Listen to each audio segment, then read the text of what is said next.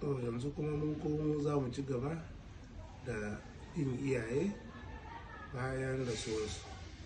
Kenan mutum ya tuna annabi abin da ya faɗi.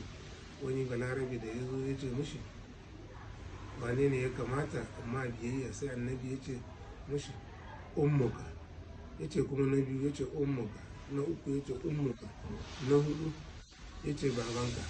Kenan ka gani waɗannan duka abubuwa ya kamata ka tuna abin da Allah ya bari, kuma yana jawo qur rabbi rahma kamar bayani saghira.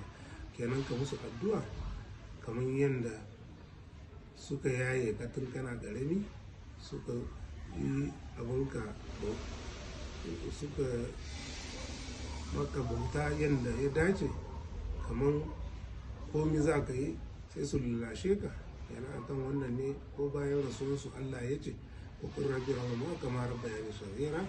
Kenan ka musu addu'o'i a kabarinsu don yana iske su da kyau, kuma ka yi sadakar jariya a koyaushe in ka samu dama, in ya zamanto yana iske su, ka musu yawaita yi musu addu'a astaghfirullah da salatu ibrahimiya, ka yawaita yin su, kuma ka yi yawan sadakoki da masakin, kuma ka yi sadakar jariya da muka ce in ka samu dama, in akwai hali in ta kama sai ka yi wani abu da sunansu, ko masallatai inda suke da bukata, ko wajen ruwa ko foraji ko rijiyoyi, wannan duka sai ka yi a sunansu, kuma kai ma sai ka ma kanka.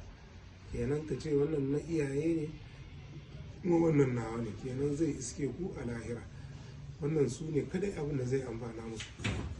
Kenan kar ka yi wasa da wannan, kuma kullum in ya yiwu ka kai ziyara kabarin su ka musu addu'a, ko a sati ne guda ko a wata ne, ko da yaushe ne in ka samu dama.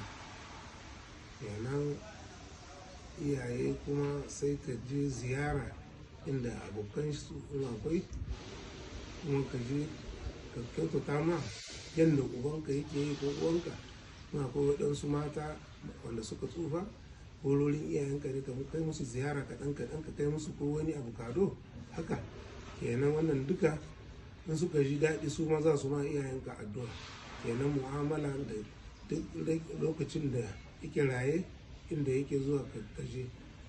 Kenan wannan gaskiya ba abin wasa ba ne. Ana kira gare ku da kowa da kowa, mutum kare bar irin waɗannan abubuwa. Wassalam.